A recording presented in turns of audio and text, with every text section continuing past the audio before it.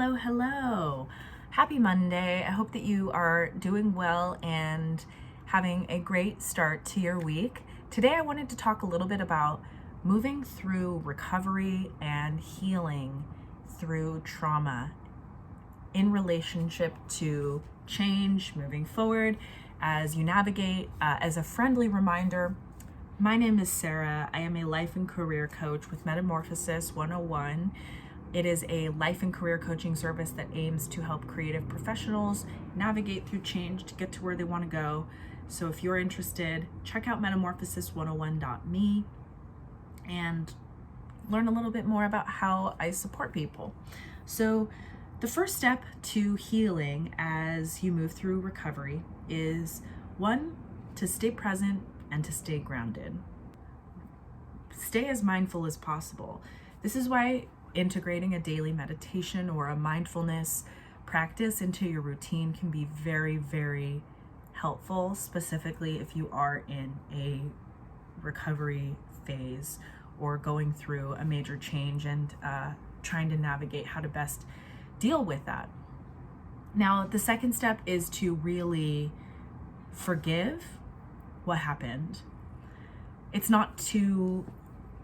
Forgiveness is such a tough kind of thing because forgiveness it's sort of like a neosporin for situations. Forgiveness is like covering the wound and allowing it to heal. When you don't forgive, when you hold on, and when you stay angry at what happened, you're digging back into that wound. You're kind of reinfecting it. Every time that you give kind of negative light or power to that situation, whether or not, you even really mean to, and your intentions are likely the very best you want to heal, you want to recover, you are doing everything that you can. But if you can't find it to forgive the situation, the healing process will take a lot longer and it will be more difficult. So finding that forgiveness for either yourself, because you're blaming yourself for the situation, or finding forgiveness to the thing that caused it to happen, if it was perhaps a car accident or something like that, or the person, if you were fired from a job and you feel wrongfully terminated, forgiving the person who let you go, and really just remembering that we are all humans. We are all doing our best. We are all going through the human experience. If it was a parent who harmed you or wronged you, or a friend or a lover, or really anybody, or yourself, really, just know that we are all just trying our best to make it through this thing called life.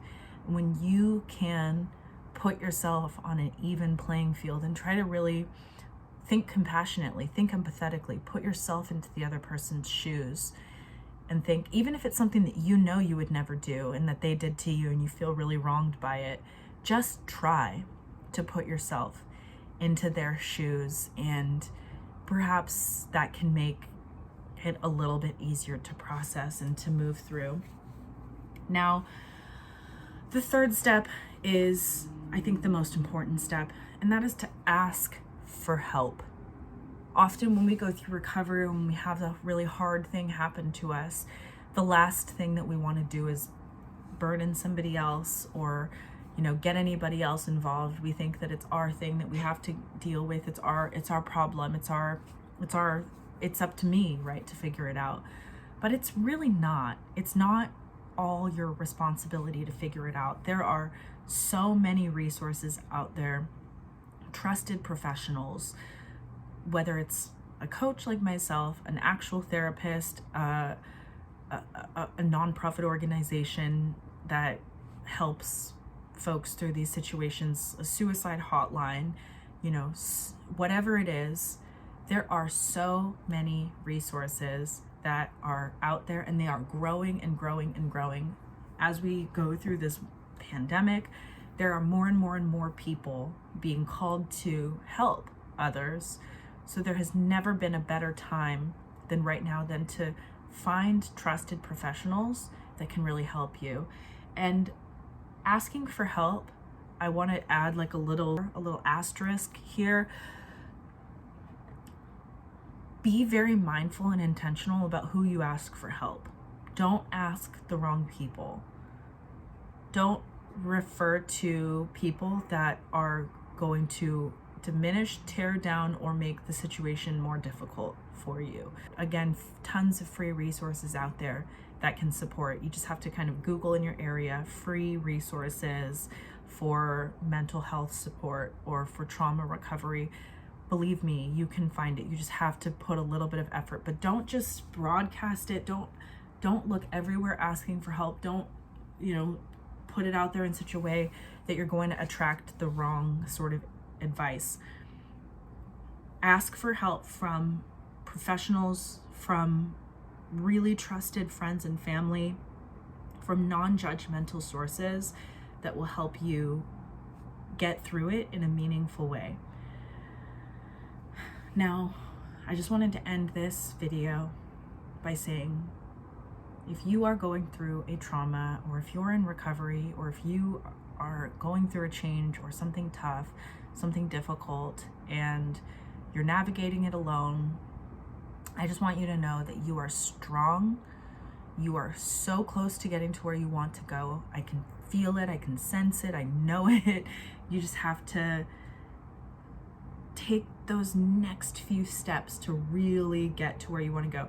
Get outside of your comfort zone.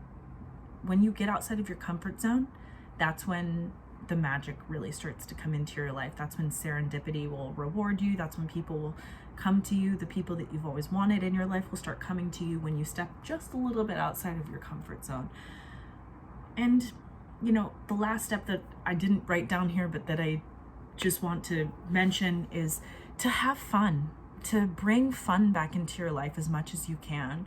Trauma and darkness and sadness, it surrounds us, but the one thing that is more powerful than any negative and dark energy is light and love. And when you can bring light into a dark situation, the darkness scatters. It has no choice but to scatter. When you break and interrupt negativity with love, when you choose love. And I know that that's impossible all the time. I know that not everybody can just be in this love state all the time. But when you are going through trauma, when you are going through recovery, it's so important to access love within yourself as much as you can. And to, again, going back to the first point, just really staying grounded, staying present, and focusing into this moment right now. If you focus on right now, it takes away the power from whatever happened. I love you, and I send you all the healing energy. You will get through this.